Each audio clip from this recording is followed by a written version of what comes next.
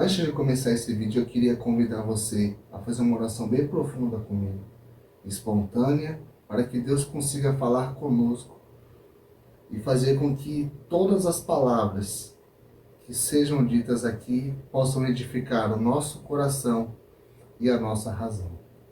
Em nome do Pai, do Filho e do Espírito Santo. Amém. Espírito Santo de Deus, eu quero te pedir nesse momento que Deus possa conduzir esse primeiro encontro, essa aula inaugural, onde nós iremos estudar com profundidade as maneiras que o Senhor fala conosco. Que o Senhor possa tocar o coração de cada um desses meus irmãos que estão acompanhando essa aula.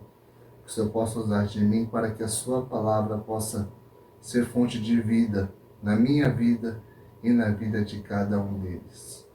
Glória ao Pai, ao Filho e ao Espírito Santo, como era no princípio, agora e sempre. Amém. Em nome do Pai, do Filho e do Espírito Santo. Bom dia, boa tarde, boa noite. Eu não sei que hora que você está assistindo esse vídeo. Desde já, seja muito bem-vindo. Peço que você se organize aí para que você consiga acompanhar esse encontro, que eu tenho certeza que Deus vai falar profundamente com você. Como nós estávamos rezando agora há pouco, que Deus, antes de iluminar a nossa razão, que Ele penetre no nosso coração com as suas palavras, com o seu entendimento, com a sua sabedoria, para que nós sejamos edificados por Ele. Para a sua Bíblia, no Evangelho de São João, no capítulo 7, versículo 37. Vamos fazer uma breve lectio divina aqui, porque é através dessa passagem que nós vamos mergulhar nas maneiras em que Deus fala com o homem. Nós vamos descobrir quais são as formas que Jesus se utilizou para poder se manifestar como verdadeiro Deus e como verdadeiro homem.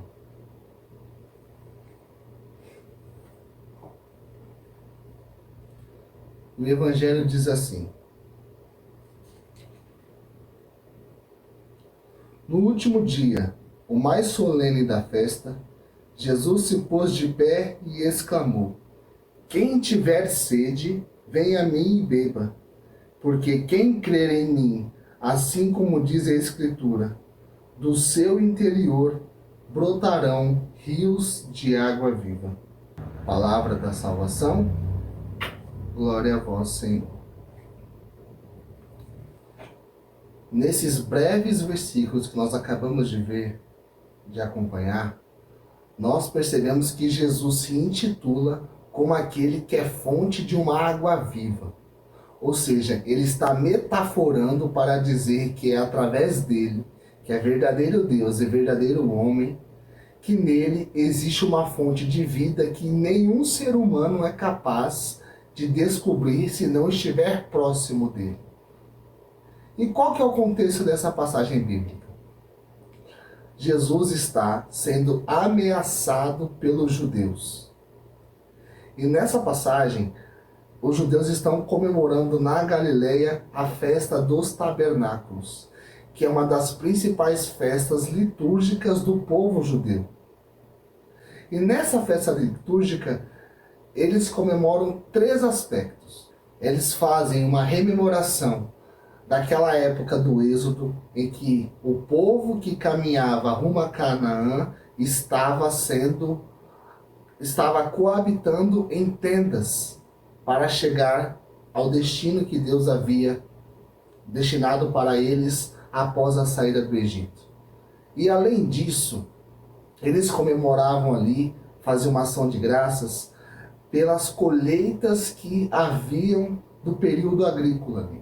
Então, todas as épocas que tinham de colheita de frutas, de verduras, das oliveiras e das videiras, eles comemoravam ali todo o sistema agro dentro dessa festa. E além disso, para o povo judeu, ela era uma festa tão importante que as pessoas tinham que se peregrinarem até Jerusalém para comemorarem ali essa festa.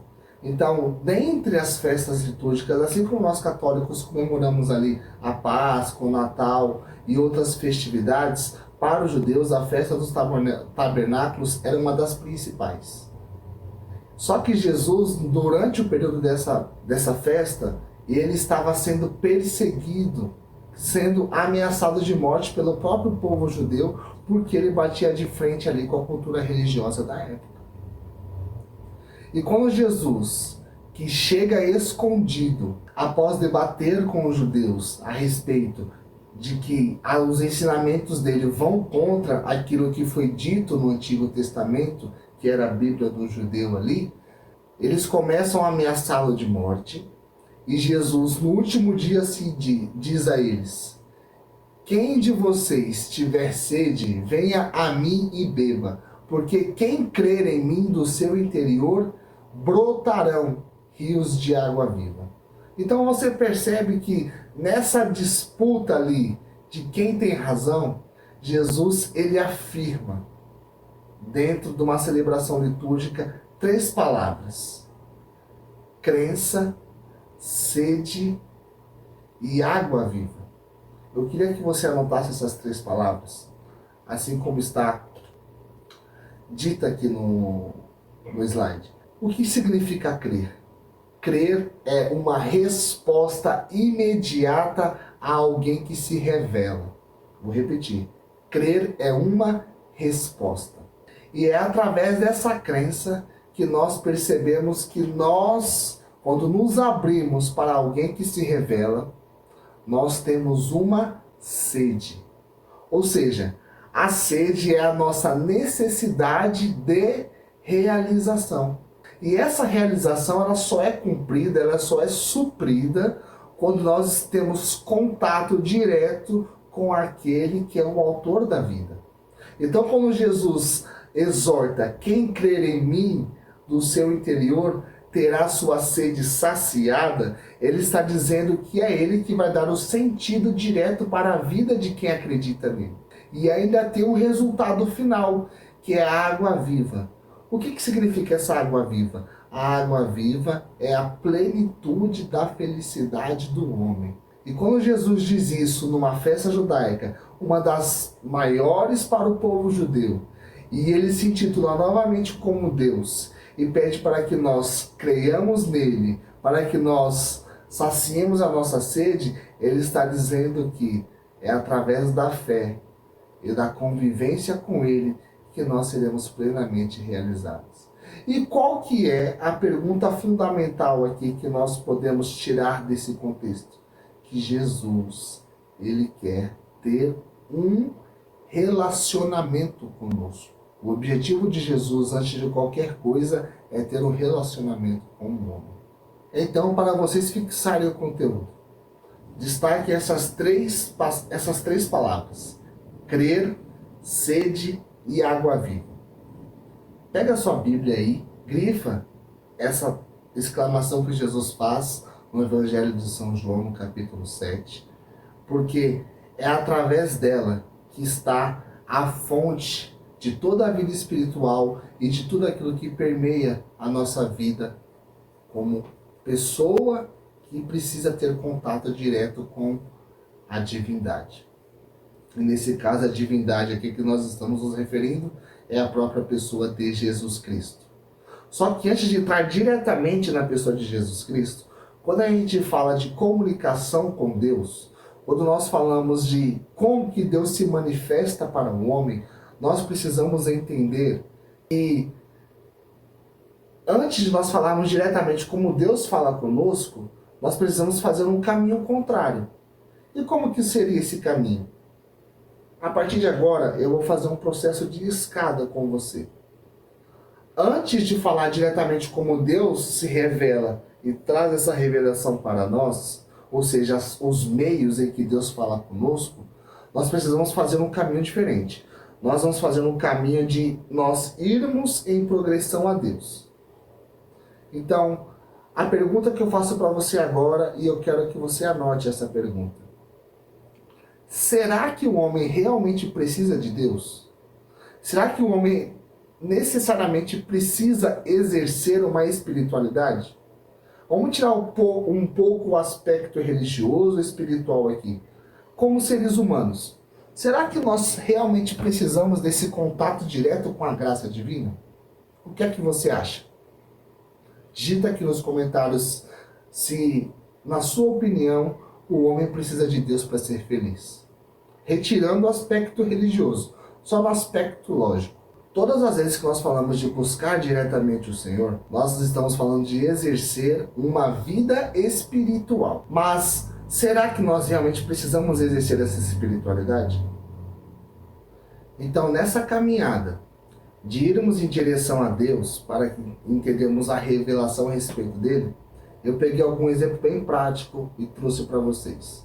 No século passado, um grande psicólogo humanista chamado Abraham Maslow, ele desenvolveu uma pirâmide com 5 necessidades a respeito daquilo que realmente motiva as decisões do homem e as suas necessidades. Como eu estou explicando para vocês aqui através desse triângulo, dessa pirâmide no slide agora. Na base da pirâmide, ele coloca que todas as necessidades do homem, elas são fisiológicas. E quais seriam? Comer, dormir, descansar, respirar. Ou seja, todas as necessidades que o homem precisa ter. E ele precisa fazer para que ele consiga ter uma base estruturada, ela vem dessas necessidades fisiológicas. Na segunda parte, nós percebemos que o poder de decisão que o homem faz para a sua própria vida é na questão de busca por segurança. Essa busca por segurança, ela está muito ligada à estabilidade profissional, à proteção, a garantir que nada fuja do controle. No terceiro tópico, nós percebemos que o ser humano mede as suas motivações e as suas necessidades através de relacionamento. Ou seja, à medida que ele se abre para a sociedade, ele busca um reconhecimento social. E é através daí que surgem as amizades, os relacionamentos amorosos, os casamentos, etc. Então você percebe que à medida que a pirâmide vai afunilando, lá em cima tem o último tópico chamado autorrealização. E nesse tópico de autorrealização, o homem busca uma transcendência. E essa transcendência ela está intimamente ligada a uma necessidade do homem. Para que o homem consiga direcionar a sua capacidade de decisão, Maslow coloca nesses 5 tópicos quais são as áreas em que o homem toma todas as suas decisões e quais são as necessidades que ele tem para que ele consiga ser realizado. Isso não tem nada a ver com religião, isso é psicologia. Então nós percebemos o seguinte, que se na base nós temos as necessidades fisiológicas, onde todos nós precisamos comer, descansar, dormir, depois precisamos de proteção, de relacionamentos, de reconhecimento, no topo da pirâmide nós buscamos um contato com o transcendente, uma busca por significado. E é exatamente nesse topo que nós encontramos a necessidade da espiritualidade. Então perceba, eu não estou falando de catolicismo aqui, eu estou falando que o homem, para que ele consiga ser completo em sua totalidade, ele precisa buscar algo superior a ele.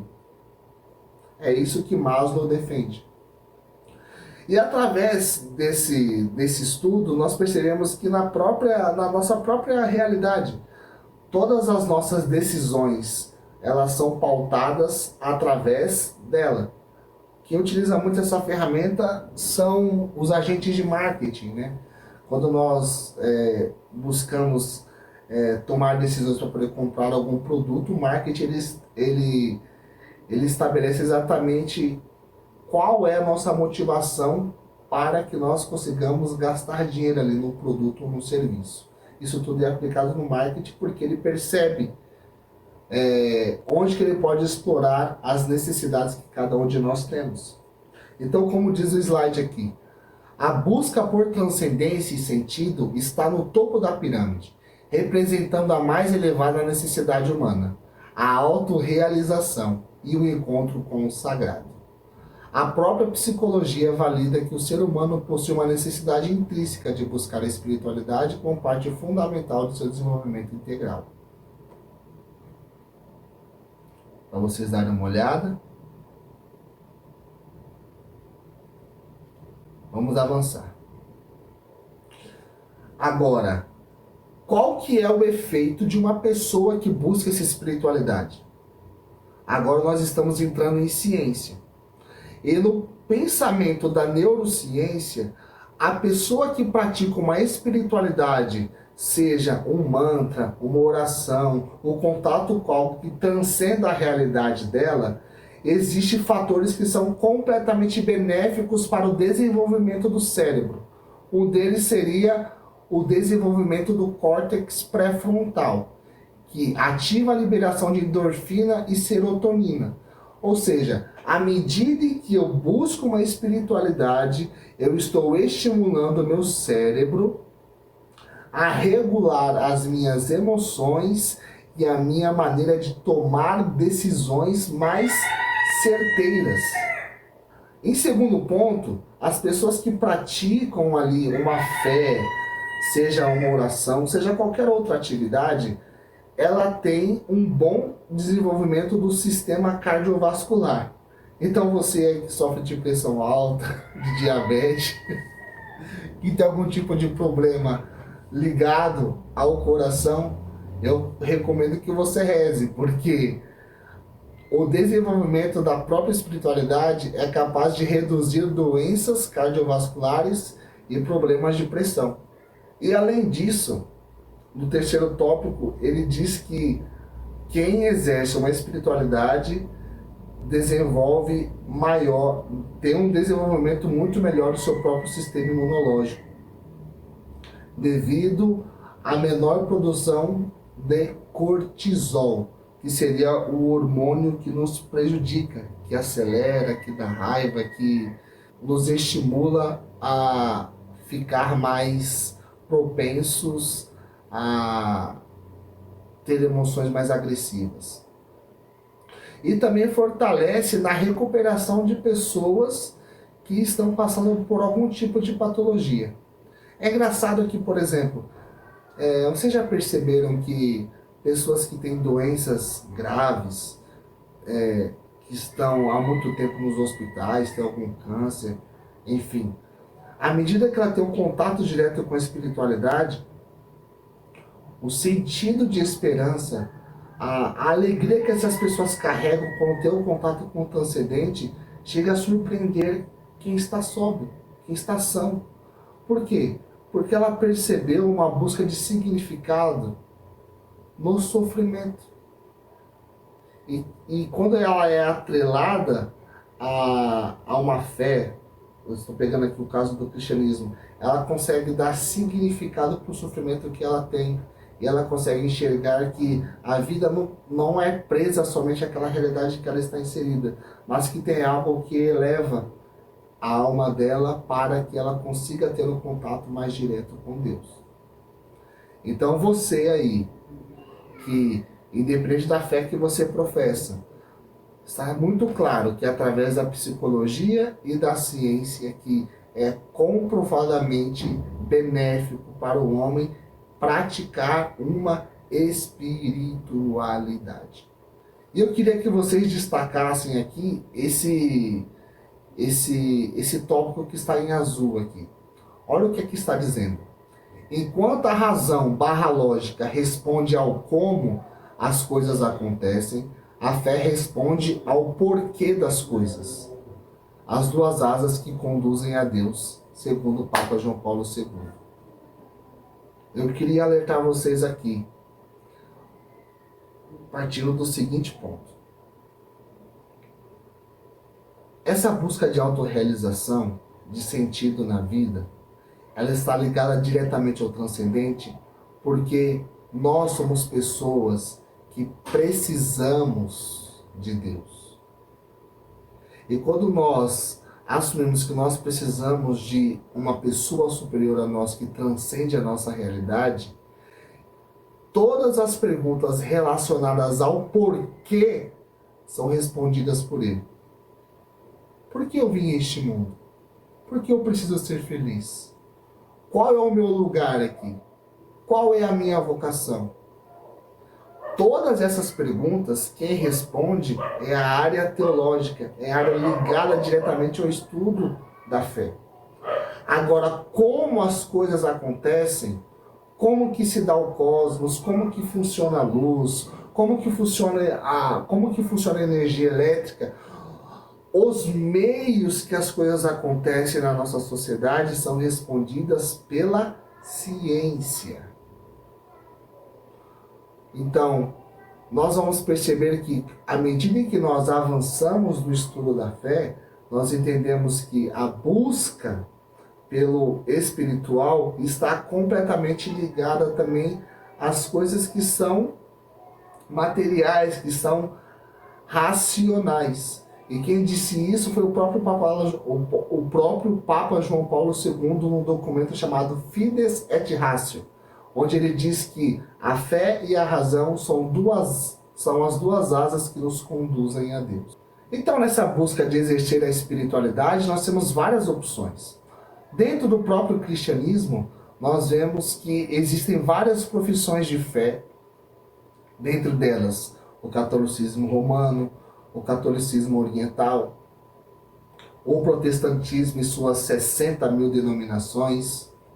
Nós temos o judaísmo, nós temos o islamismo, o hinduísmo, o budismo, religiões africanas, etc. Ou seja, todas essas religiões são tentativas de uma busca por o transcendental que atrelam ou as coisas materiais ou visíveis como seres divinos.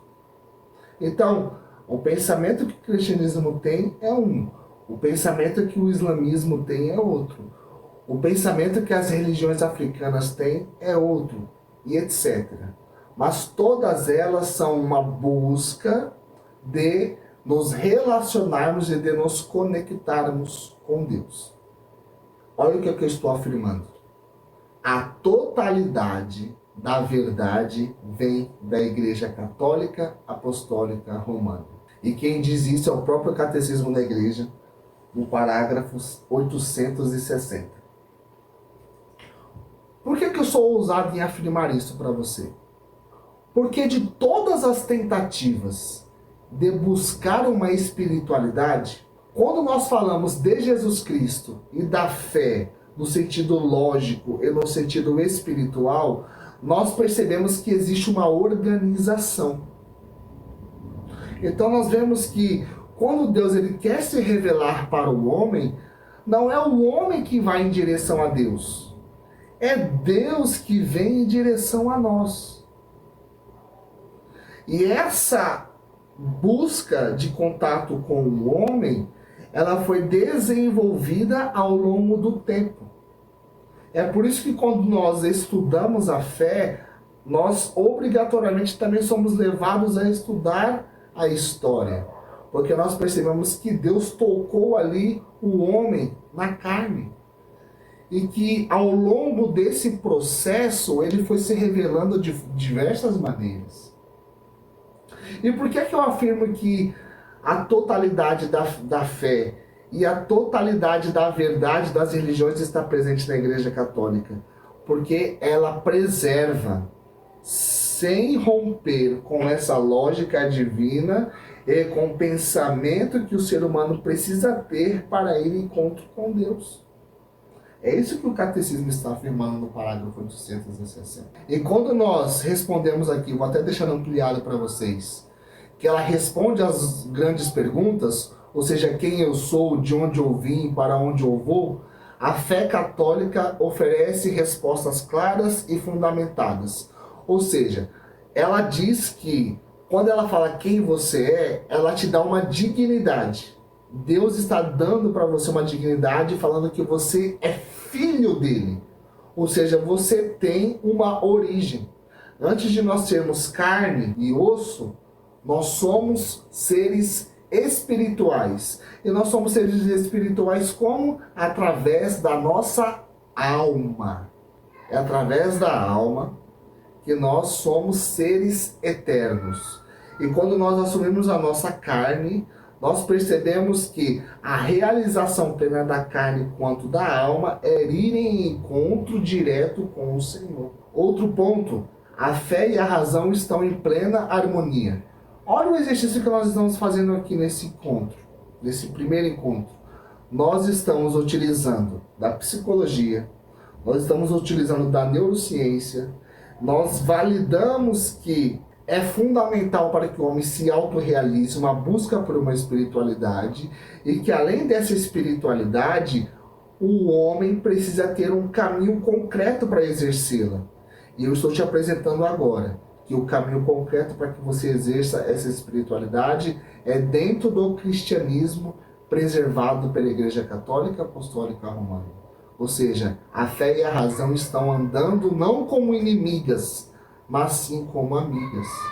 É isso que a igreja diz. A plenitude da revelação. Nós percebemos que de todas as maneiras que Deus quis se revelar ao longo do tempo, Deus ele plenificou toda a sua revelação na pessoa de Jesus Cristo.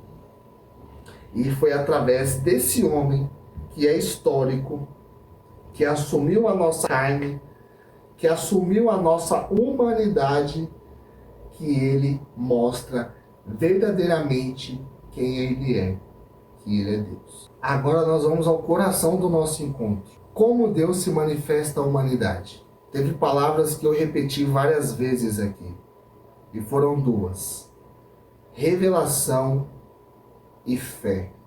Eu quero que você anote essas palavras aí. Revelação e fé. Quando a gente fala de revelação, nós estamos ligando diretamente ao coração de quem é Deus, do que Ele quer para nós. E o nome que é dado na revelação é uma palavra grega chamada mistério. O que é um mistério? O mistério é uma palavra grega que significa ocultar, mas ela não significa ocultar no sentido de deixar escondido ou de fazer com que nós descubramos um segredo, como se fosse uma busca como um detetive particular. Não. Para a igreja, a palavra mistério significa a forma como Deus quis se manifestar para nós, de modo que a nossa razão o compreenda, mas que nós não tenhamos o conhecimento pleno de quem ele realmente é. Então, existem muitos aspectos que nós conseguimos pegar com a nossa razão, mas ao mesmo tempo existem aspectos que são compreendidos com o exercício da espiritualidade. Então, quando a gente fala de revelação / mistério, nós estamos falando da linguagem divina. Anote aí, linguagem divina. Essa linguagem divina, ela se deu de diversas maneiras ao longo do tempo. Foi uma revelação progressiva. É por isso que ela é histórica, porque ela assumiu um caráter no tempo e no espaço. Então, todas as vezes que você escutar mistério da fé, mistério da salvação, quando você escutar a palavra mistério da salvação, mistério da vontade divina, nós estamos lidando com essa dupla realidade. Existem coisas que a nossa razão consegue compreender, mas nem todas são compreendidas com o exercício da razão. Ela precisa de um exercício espiritual para que nós tenhamos o conhecimento dela. E a segunda palavra é a palavra fé. Gente, o que é fé? Em Hebreus capítulo 11, ele vai dizer que a fé é o fundamento da esperança e a certeza das coisas que nós não vemos. Porém, antes de dar essa definição para você, da própria Sagrada Escritura, fé é uma resposta. A fé é uma resposta voluntária do homem que diz sim a Deus. Então vamos fazer um exercício aqui. À medida em que eu estou em contato direto com a graça divina, nós percebemos que essa graça não foi eu que fui ao encontro dela, é ela que veio ao meu encontro.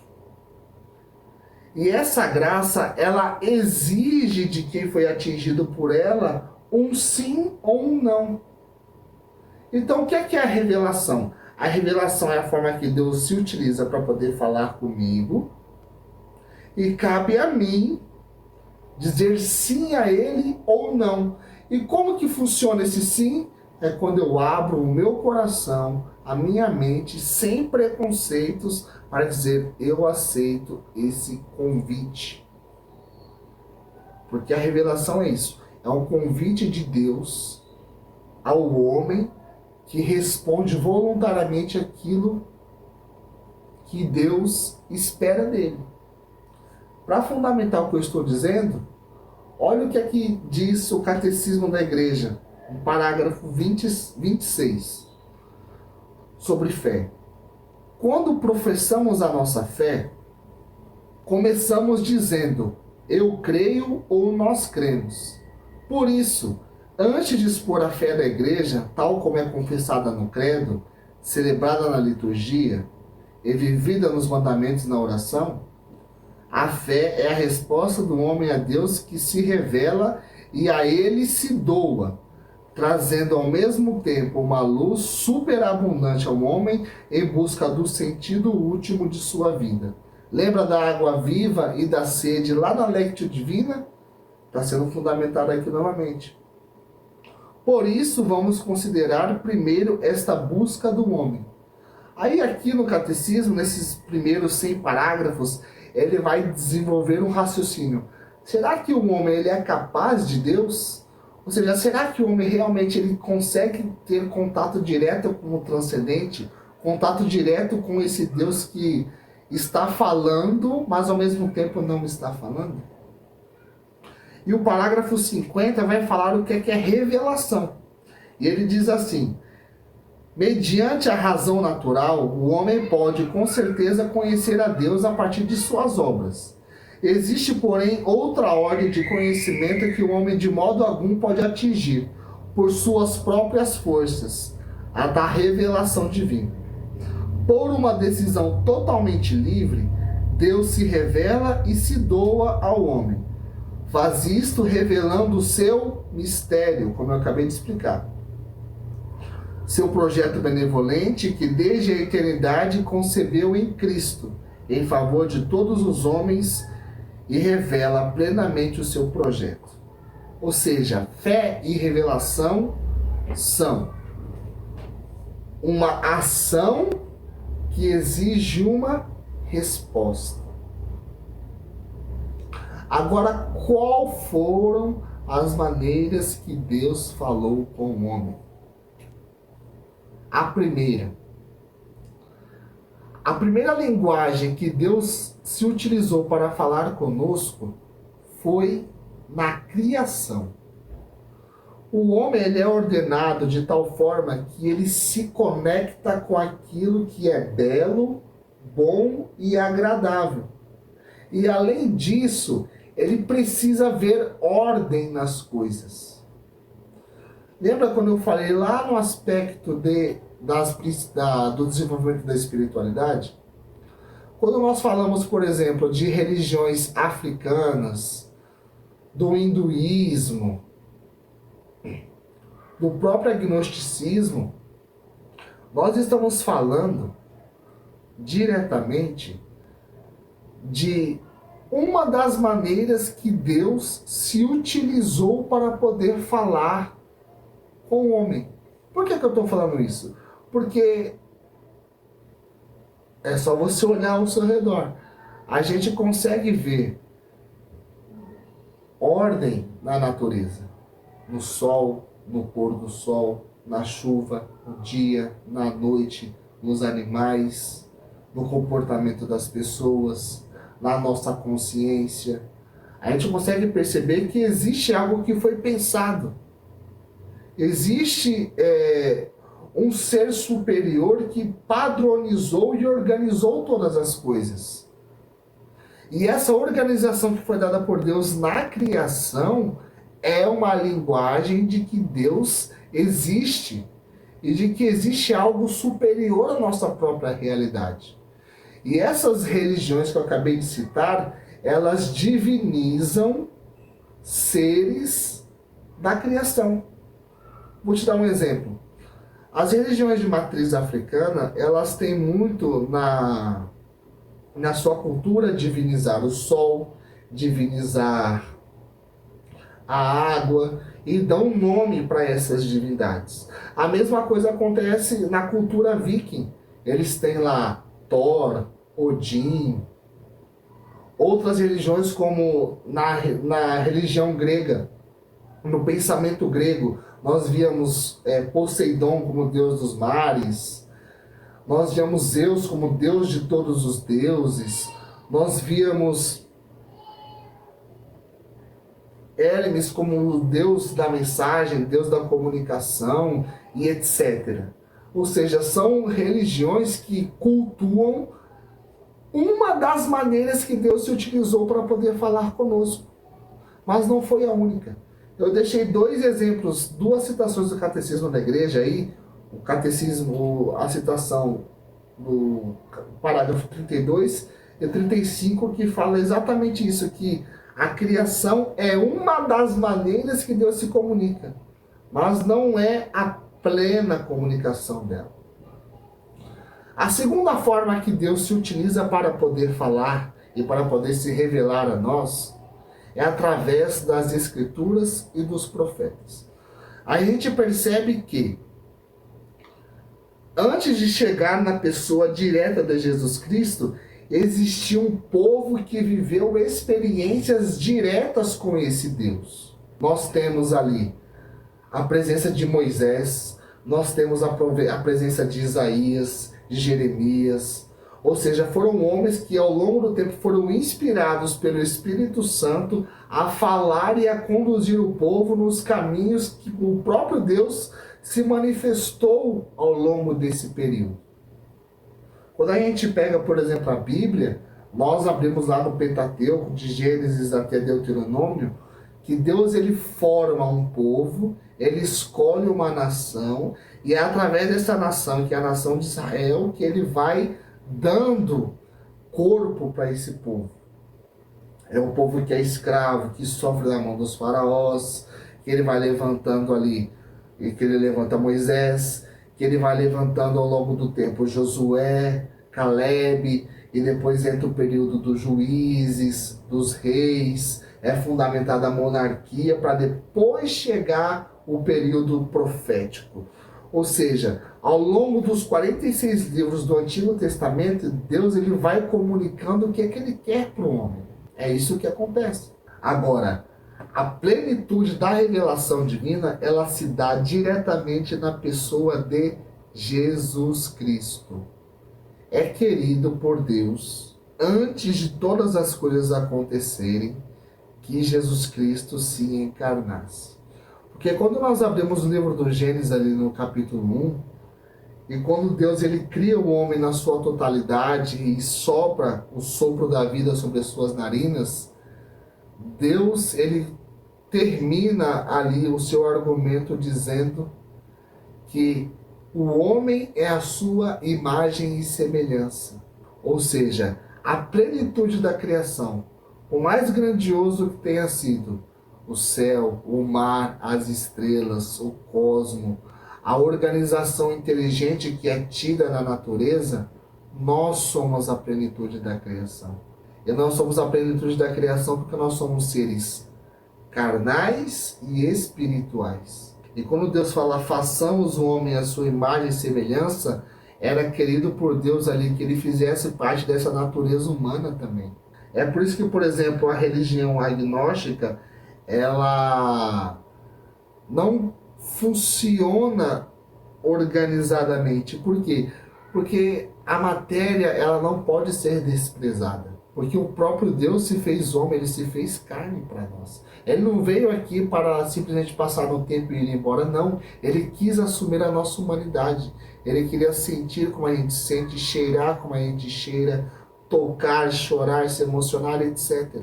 E depois de Jesus Cristo, nós percebemos que a linguagem que é dada nessa revelação é através do Espírito Santo, que foi continuado e alimentado dentro da igreja.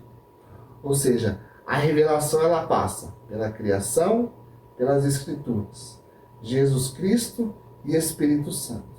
Espírito Santo que alimenta a igreja, ou seja, que organiza o pensamento através de documentos magisteriais, da Sagrada Escritura, de homens que continuam sendo usados por Deus, assim como os apóstolos foram usados, assim como os padres da era patrística foram usados, etc.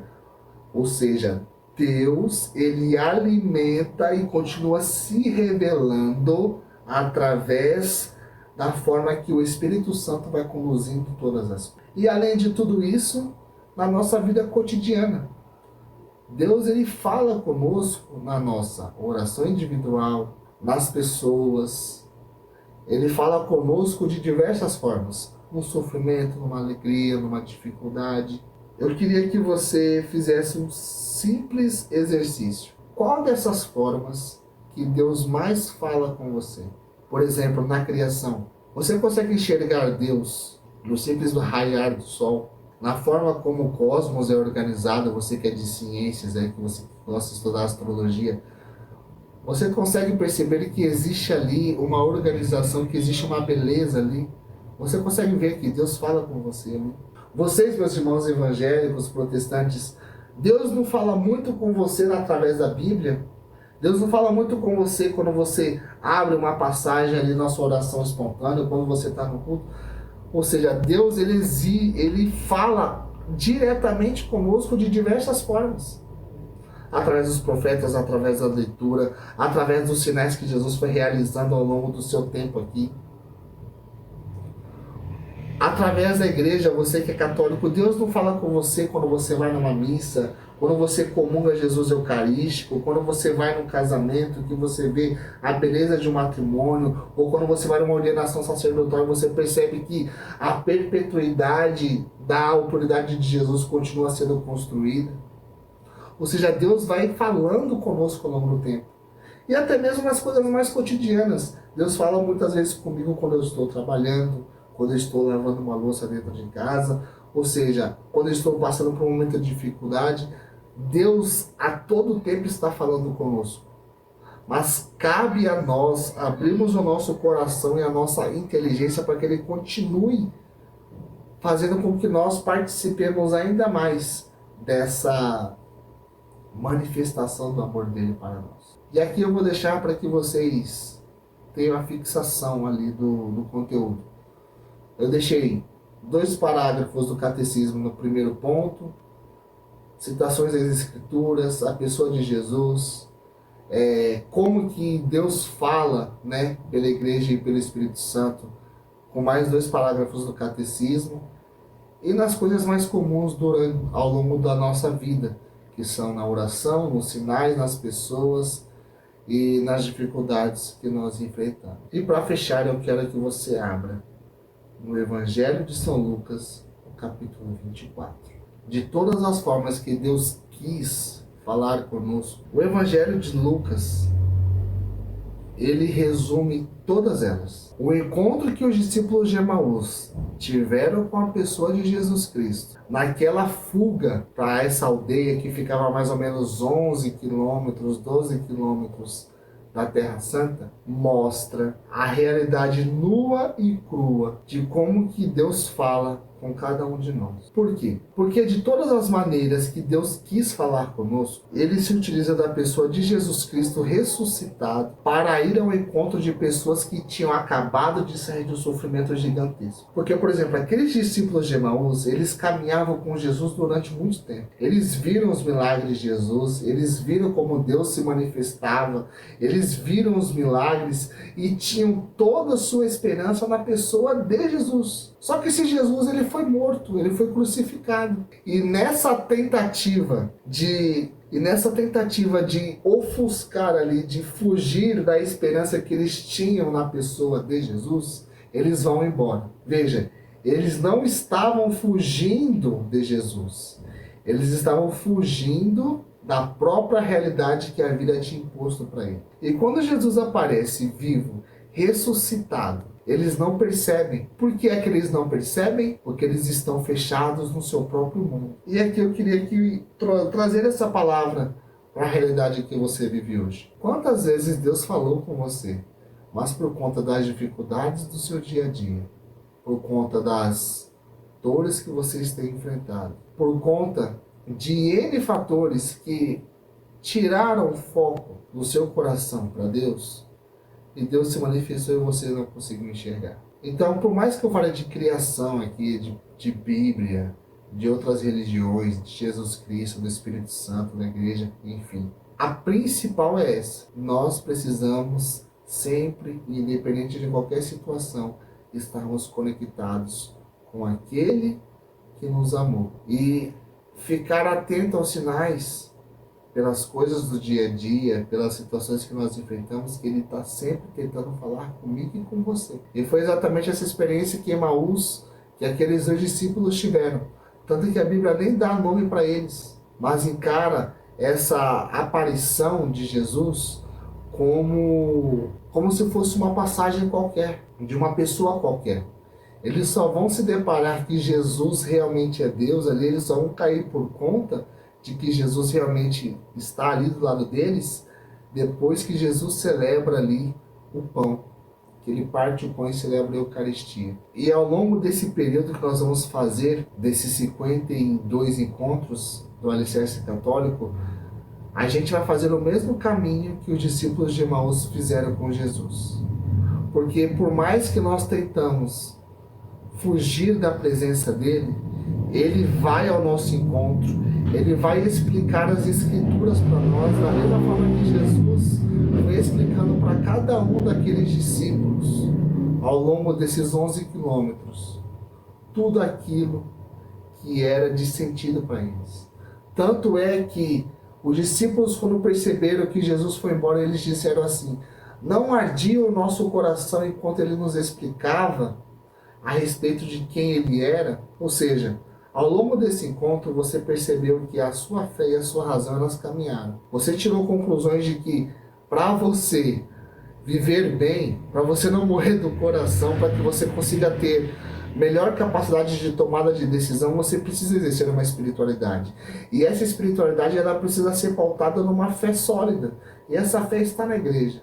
Só que apesar de tudo isso, por mais que eu tenha construído todo esse caminho dado para você, você precisa ter um encontro com Jesus. O seu coração precisa arder ao longo desses encontros. Você precisa sentir a presença de Deus. Você precisa fazer com que Deus entre e que esse ensinamento desça, saia do coração, saia da mente, entre no coração e transforme a sua vida. É a experiência de Emaús que eu quero que você viva daqui para frente. A gente vai passar por um trajeto de estudar as Escrituras, de estudar o Catecismo, de estudar a vida dos santos, mas que ao longo de cada encontro o seu coração arda, que o seu coração queime, porque Jesus ele ama você, Jesus ele quer estar com você.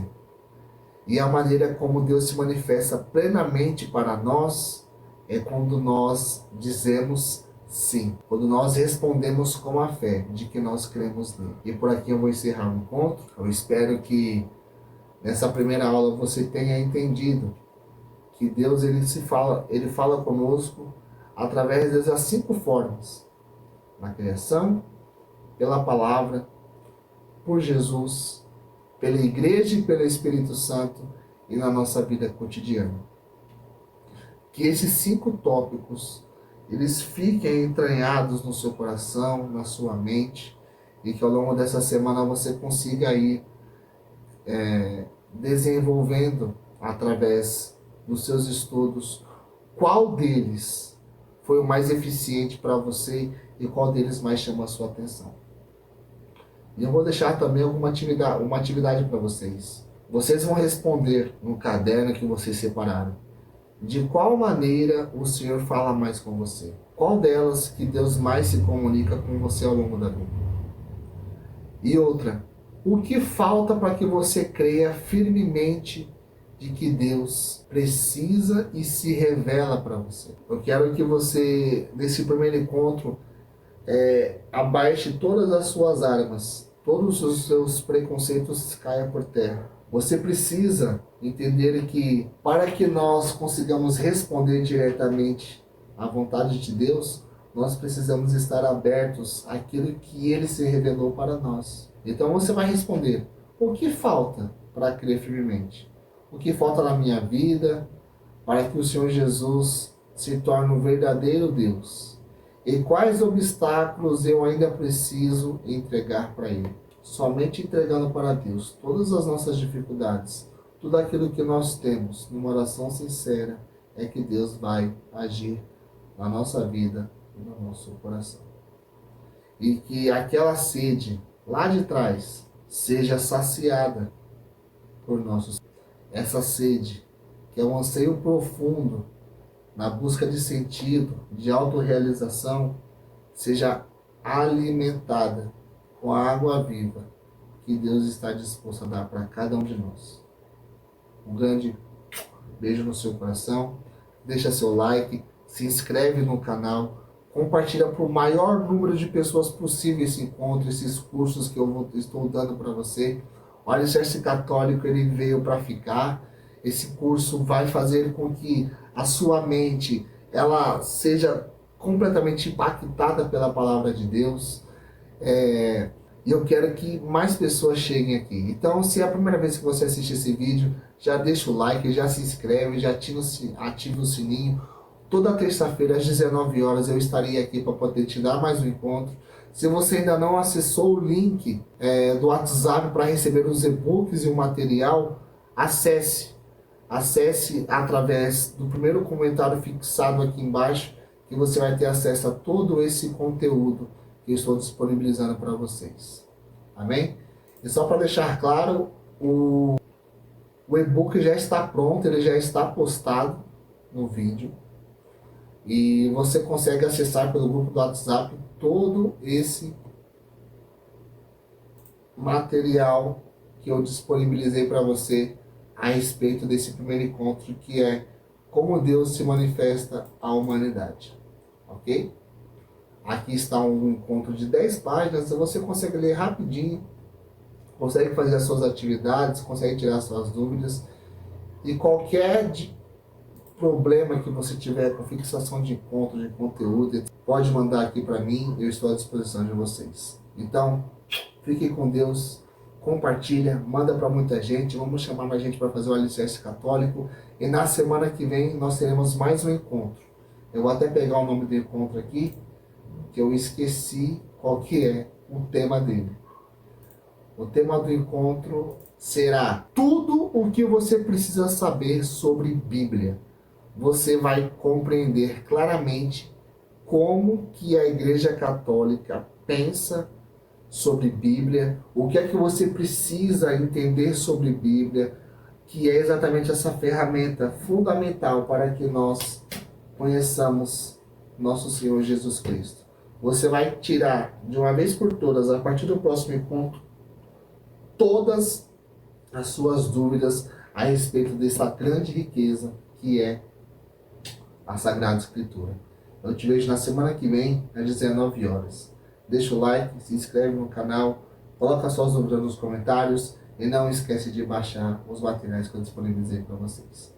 Fiquem com Deus e até a próxima. Em nome do Pai, do Filho e do Espírito Santo. Amém.